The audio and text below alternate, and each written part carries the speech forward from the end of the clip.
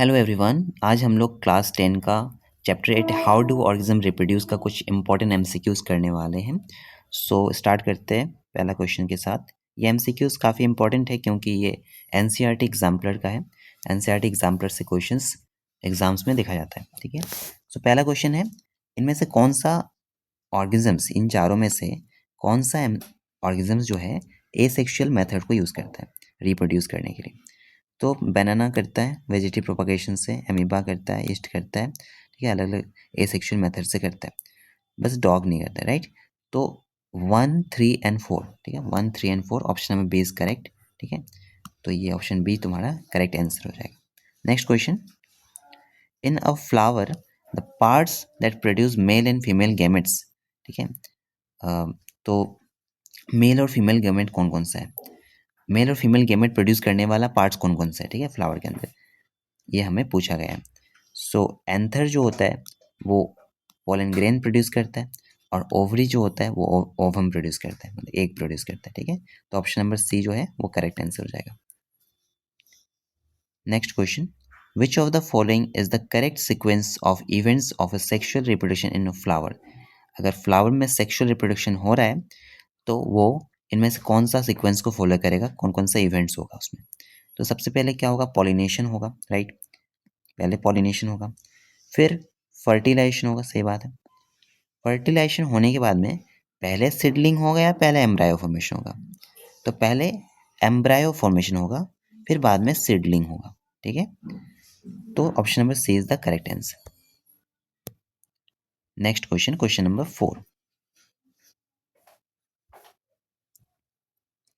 Offspring formed by asexual method of reproduction have greater similarity. ठीक है, तो asexual reproduction में ज़्यादा वेरिएशंस नहीं आता है, सिमिलरिटी ज़्यादा होता है। ठीक है, तो सिमिलरिटी ज़्यादा क्यों होता है, because asexual reproduction involves only one parent, ये बात तो सही है। ठीक है, वन पेरेंट तो होता है। नेक्स्ट क्या लिखा है, asexual reproduction doesn't involve gametes, gametes involve नहीं होता है इसमें, सही बात है। ठीक है, इसमें गैमेट्स इन्वॉल्व नहीं होते हैं, क्योंकि हमने जितना भी मेथड्स ऑफ एसेक्सुअल रिप्रोडक्शन पढ़ा उसमें गैमेट्स का बात आया क्या, नहीं आया। ठीक है, तो इसमें 1 एंड 2 हमें करेक्ट है, और ऑप्शन में भी 1 और 2 दिख रहे हैं, option number A is correct. ठीक है, सो आंसर, फाइनल आंसर क्या होगा, option number A. Next question, question number 5, characters transmitted from parents to offspring are present in, जो कैरेक्टर्स पेरेंट्स से ऑफस्प्रिंग में ट्रांसफर होता है उसे क्या कहते हैं, सॉरी, कहाँ पे होता है वो। ठीक है, तो वो जीन्स में होता है। ओके, जीन्स के थ्रू ही ट्रांसफर होता है, तो ये बात हमें याद रखना, कैरेक्टर्स जीन्स के थ्रू ट्रांसफर होता है, option number D is correct. Next question number 6, characters that are transmitted from parents to offspring during reproduction show, तो पेरेंट्स से ऑफस्प्रिंग में जो कैरेक्टर्स जाता है उसमें सिमिलरिटी सिर्फ दिखता है या वेरिएशन भी दिखता है या दोनों दिखता है। ठीक है, तो ऑप्शन नंबर सी करेक्ट होगा, क्योंकि हमें दोनों दिखता है, सिमिलरिटी भी दिखता है और वेरिएशन भी दिखता है ना। Option number C is the correct answer. Next question number 7, a feature of reproduction that is common to amoeba, spirogyra and yeast, तो ये ऐसा क्या चीज़ है जो एमीबा, स्पायरोगायरा और ईस्ट में कॉमन है। क्या सब मल्टी सेलुलर है, नहीं। क्या सब सेक्सुअली रिप्रोड्यूस करता है, नहीं, इनमें से कोई नहीं करता है। क्या यूनिसेलुलर सब, नहीं।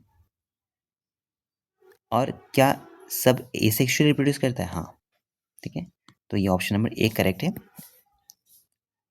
Next number 8, in spirogyra asexual reproduction takes place by, asexual reproduction spirogyra में कैसे होता है, तो हमें पता होगा कि एसेक्सुअल रिप्रोडक्शन का जो फ्रेगमेंटेशन मेथड है उसका एग्जाम्पल था स्पायरोगायरा, राइट। तो वो स्पायरोगायरा मतलब फ्रेगमेंटेशन को फॉलो करता है, तो फ्रेगमेंटेशन में कैसे होता है, फ्रेगमेंटेशन में breaking up of filaments into smaller bits, मतलब स्मॉलर पार्ट्स में टूट जाता है, उसके बाद उसका फॉर्मेशन होता है ना, तो ऑप्शन नंबर ए करेक्ट होगा।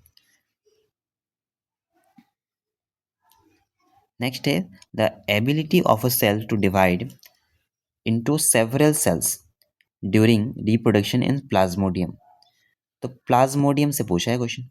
तो प्लाज्मोडियम किसका एग्जाम्पल था वैसे? प्लाज्मोडियम जो था मल्टीपल फिजन का एग्जाम्पल था। तो option number D is correct. ठीक है, next question, the correct sequence of reproductive stages seen in flowering plants. तो फ्लावरिंग प्लांट्स में रिप्रोडक्टिव स्टेजेस का करेक्ट सीक्वेंस कौन सा है?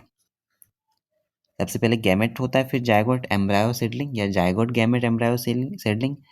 तो सीडलिंग तो सबसे लास्ट में होगा। ठीक है, सीडलिंग सबसे लास्ट में होने वाला है। तो या तो ये तीनों में से कोई ना कोई करेक्ट होने वाला है। तो सीडलिंग से पहले क्या होगा? सीडलिंग से पहले एम्ब्रायो बनेगा, है ना। उससे पहले जायगोट बनेगा, फिर गैमेट्स रहेगा। Option number A correct. Okay, so ये 10 MCQs आज इस वीडियो में मैंने बताया। तो इन MCQs को अच्छे से हमें रिकॉल करते रहना है, ताकि क्वेश्चंस अगर कॉमन पड़े या फिर कॉमन नहीं भी पड़े तो सिमिलर क्वेश्चन आने से तुम लोग सकोगे। ठीक है, thanks for watching the video.